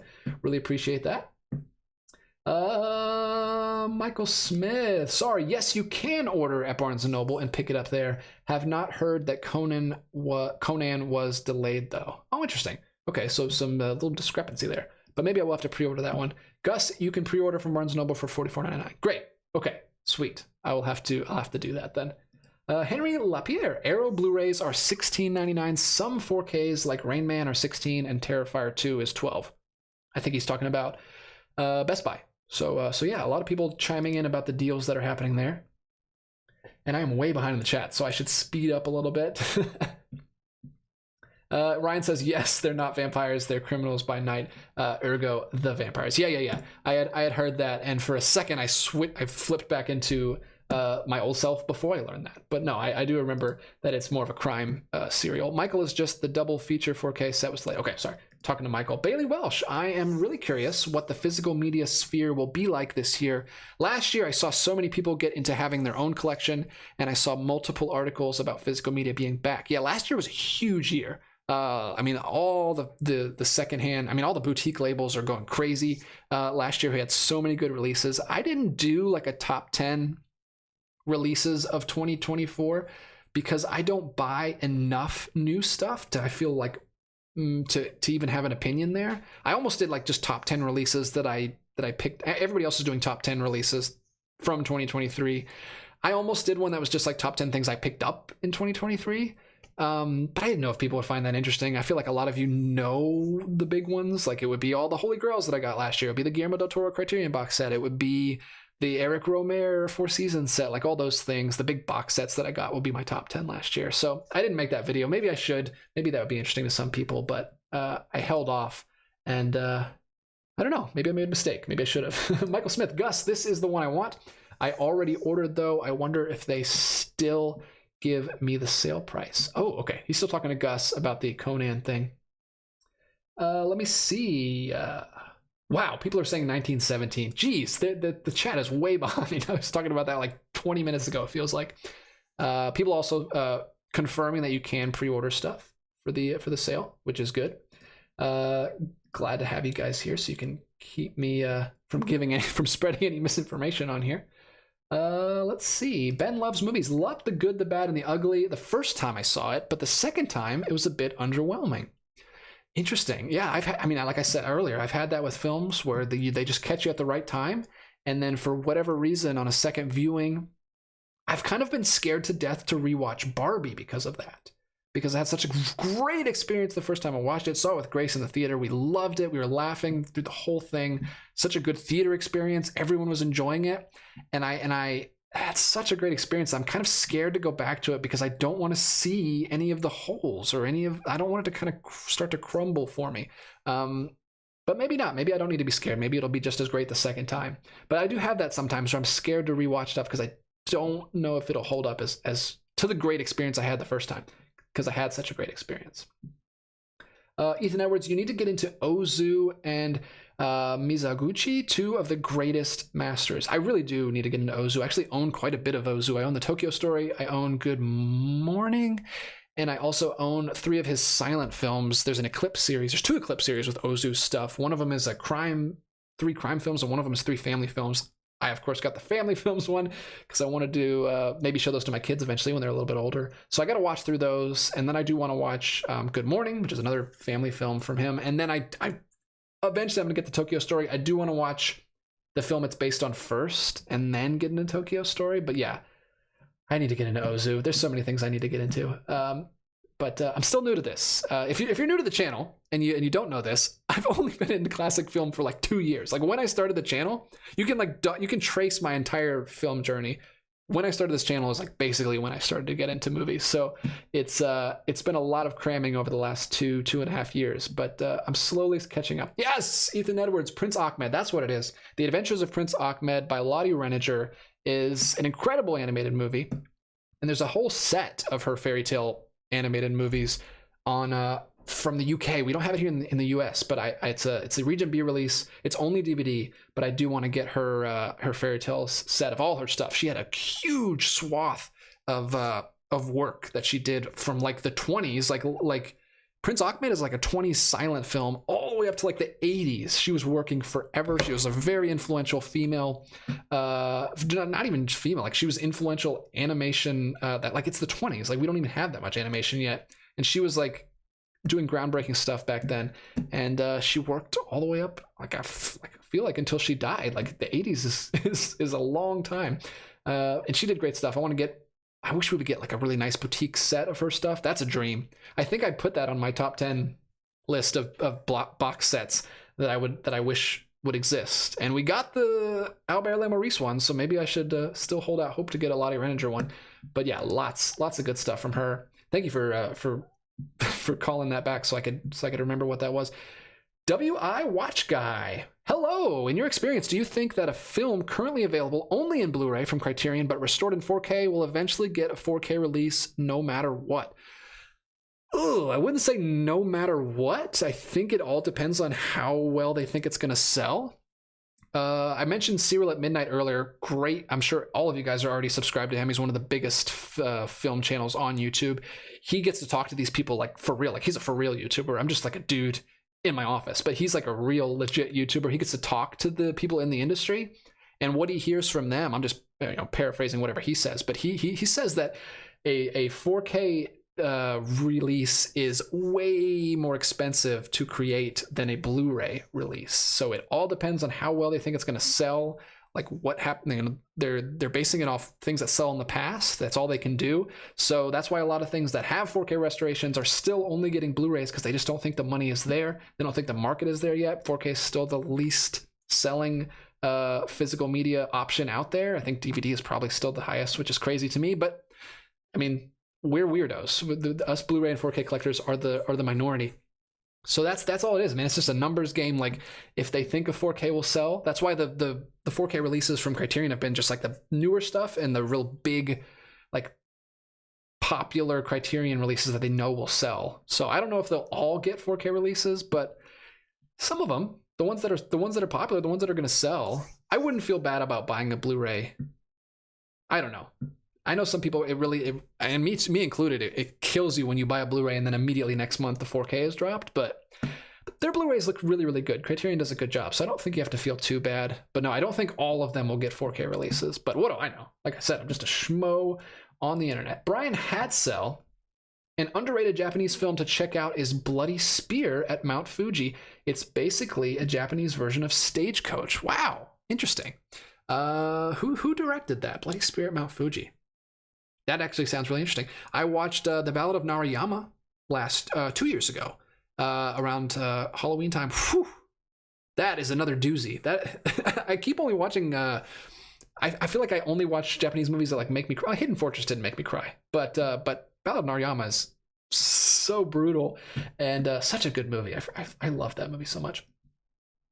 Let's see. Hunter Williams back again. Any Japanese or Hong Kong films from Radiance Films are worth blind buying. I also recommend Breaking News, Blu-ray from Chameleon Films, or early Hirokazu Koreeda, such as Maborosi or Nobody Knows. Gosh, see, you guys are so experienced on this stuff. I just feel like you're speaking another language because I'm so out of the loop on Japanese films, but I do want to get caught up. Maybe one of these years. This year is going to be the catch-up year where I watch a lot of the stuff I already own. Some of those indicator box sets that I got for Christmas. I got to get caught up on early Hollywood Golden Age stuff. But one of these years, I'm just going to have to sit down and like make it a goal to get through as much Japanese cinema as I can, because there's so much stuff. I bought the Rand 4K Steelbook back there when it came out last year. Beautiful Steelbook, but I still haven't had a chance to watch it. I really, really want to watch ran, because it looks like I'm gonna love that film as well. Ethan Edwards, Santantango is great, probably Bellatar's best movie. That's what I hear, man. That's what I hear. It's gonna be like, I'm gonna have to really lock in, and I mean, I'm gonna be in a theater, so it's not gonna be too bad. I won't be distracted by anything. But yeah, it's gonna be an experience. I'm excited to check it out. Jeffrey Patron, do you hope to visit Atlanta potentially this year? Oh, do hope to visit Atlanta. Would try to stop by this place. This theater sounds impressive. Dude, if you do come to Atlanta, you got to let me know, Jeffrey. We got to get a drink or get dinner or something, because that would be awesome. I'd love to have you, man. Yeah, welcome anytime. We have a we have a guest room. We have a guest suite in the basement, and you are welcome to pop in for a night or two at the Martinez residence. We'd love to have you. That's awesome, Jeffrey. Let me know. Hunter Williams, there is an intermission. I wish I knew that before, so I didn't break an hour before it. I don't exactly know what you're talking about, but I will say the Santantango release has 2 intermissions. That's how long it is. 7 hours and 20 minutes. There's 2 intermissions that we get. So it's going to be a full day event. We're going to have to get lunch in between and everything. It's going to be crazy. LA Jewel, Atlanta is only about 2 hours from me. I need to go check out the Plaza and Videodrome. Are there any other video stores in the area? Video stores, as in this is a full-on Videodrome, is a full-on like rental store. Like, they don't sell stuff. You just have to which is kind of a bummer. I kind of wish they would sell stuff, because they have so much Criterion and like Second Run and all these other labels, and I'm like, man, there's so many Czech films, so many Second Run Czech films, that I was just like, I wanted all of them, but I couldn't buy any of them. But it's a video rental store, so I don't know if that's what you're looking for. I don't think there's any other video rental stores here. I think that's the only one. But there are, like, I don't know if you're familiar with like Half Price Books, which you can buy secondhand stuff. There's CD Warehouse, which you can buy secondhand Blu-rays from. I go there quite a bit. There's a chain here called Second and Charles, which is a secondhand store where you can buy books and movies and records. And there's those kind of stores, but I don't think there's any other video rental stores. I think Videodrome is the only place. Paulo Gilbran Freitas, again, I love Studio Ghibli.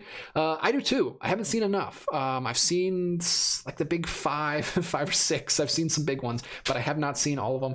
And I really want to watch Princess Mononoke. That's the one big one that I haven't seen yet that I still need to check out.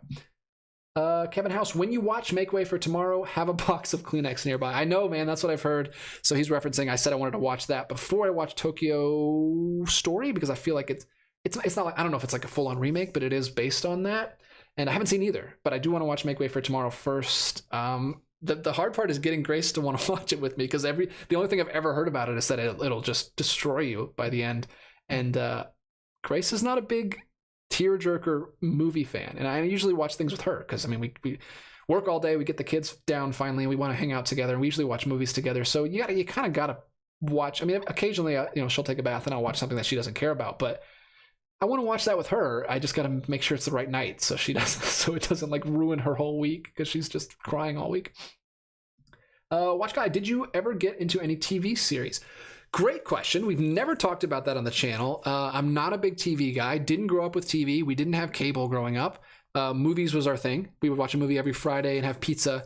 So I grew up watching movies with the family, never got into TV. Didn't get into TV until I kind of like went out on my own, and Netflix. I got Netflix finally in like college. And then I started like binging all these shows. Like I watched The Office, Always Sunny in Philadelphia, tried to get into some other comedy shows, but I couldn't get into like Parks and Rec and that kind of stuff. But there was that period for a few years in my college years where I really got into TV. You can see Fargo back there. Fargo is one of my favorite shows. Have not seen season 4 or season 5 yet, but the first 3 seasons are excellent. Really, really good show. I really got into Sherlock. That was a thing for like a couple of years, and then it just completely disappeared. Benedict Cumberbatch, Martin Freeman, really liked that show. I say that. Love the first season. Second season had like one good episode, I think, and then I wasn't crazy about the third season, and I never watched the 4th season. So, but I really liked it. I'm very particular about my Sherlock Holmes, but yeah, Bates Motel is a show that all the shows that I'm going to mention are like right in that little period from like 2012 to 2016, and then I kind of stopped watching TV again. But Bates Motel was a show I really, really liked. I actually got in. I hadn't even seen Psycho yet. I got into Bates Motel. I watched the first 2 seasons, and then I was like, man, I got to watch Psycho because this is really, really good. Freddie Highmore is great as Norman Bates. He's really, really good. I wish he would do more movies. He's been doing like that doctor show for like 20 years now, it feels like, and he hasn't done anything. I wish he would come back to movies because Freddie Highmore's great, and he's awesome in Bates Motel.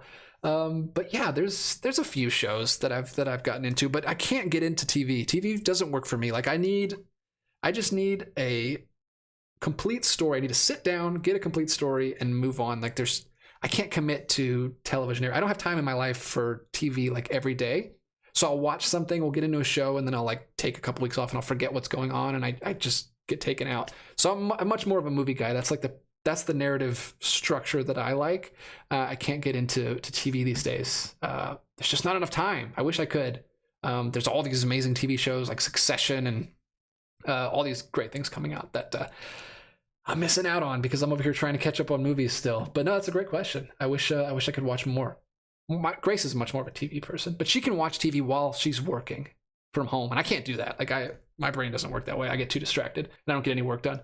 Watch Guy, thanks again. Thanks regarding my 4K Criterion question. I bought quite a few during the last big Criterion sale, but then returned some that I later found out was shot in 4K. I did the same, man.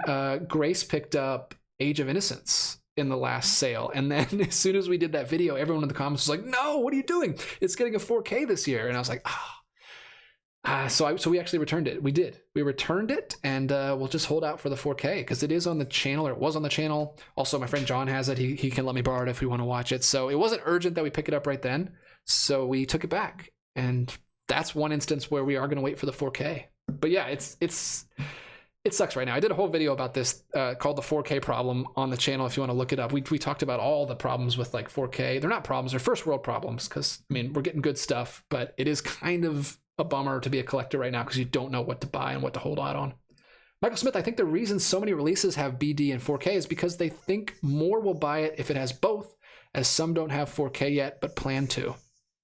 Yeah, I think you're right. I think they still put out the Blu-ray only because they want to target that Blu-ray crowd. And 4K is still, like I said, the least selling format. But yeah, I don't know. I guess you're only saving $5. I don't know. I usually go for the 4K option if I have it available. Watch Guy, one of the films is Insomnia, Norwegian release, which I'm not sure is in too much demand. I'm not sure either.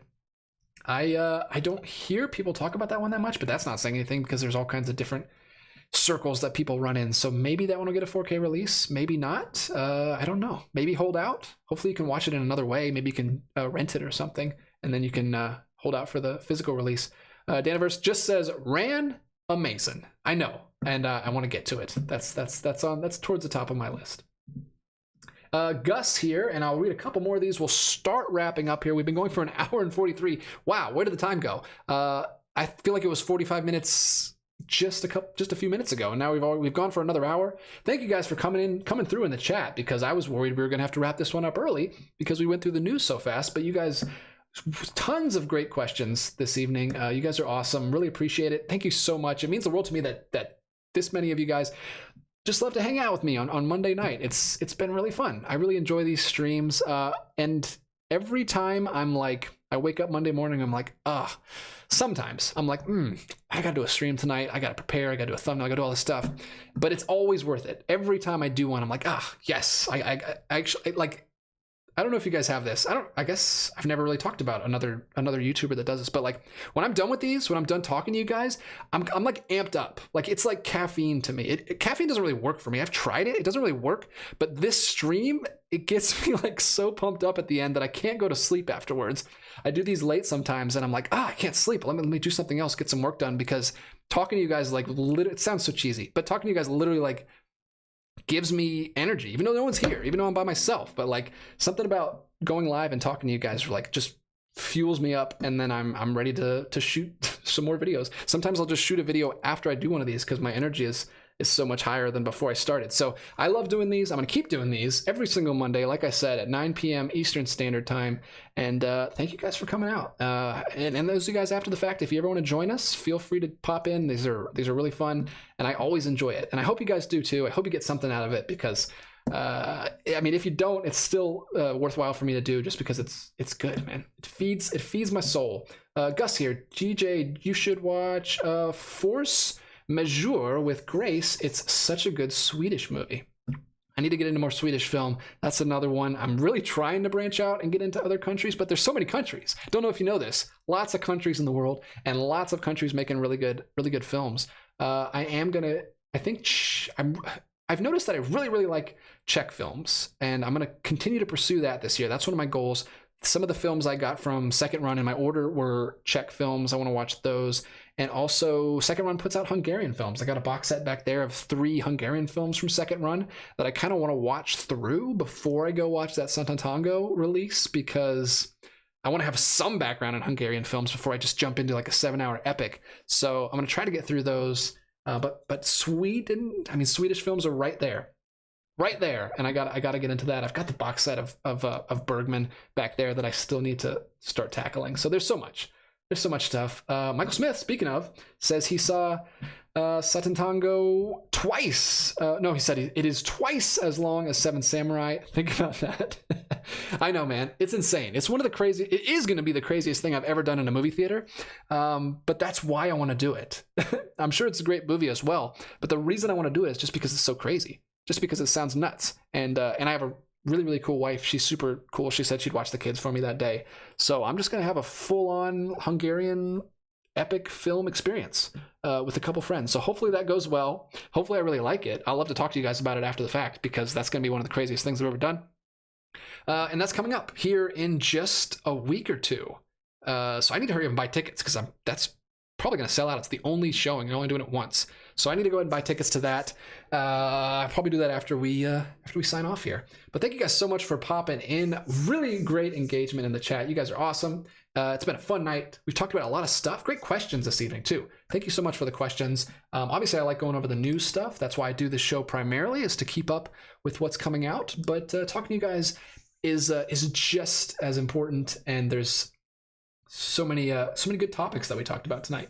The chat just refreshed again and threw a bunch of stuff on the screen. So let me catch up with these. I'll get to this last little slew of questions here, and then I'm out. I gotta go. Gotta get to bed. The little kids will be getting up bright and early at 6:30 like they always do, and I'll have to be there, so I can't stay up too late. LA Jewel, dang! I was hoping Videodrome was a store like Orbit DVD. Still cool that there is a rental store in the area. Yeah, me too, man. I kind of wish it was a movie store as well, but it is a rental store, which is pretty cool. Jeffrey Patron, Fargo Season 5 has been top-notch in my opinion. It's given the world the name Danish Graves at the least.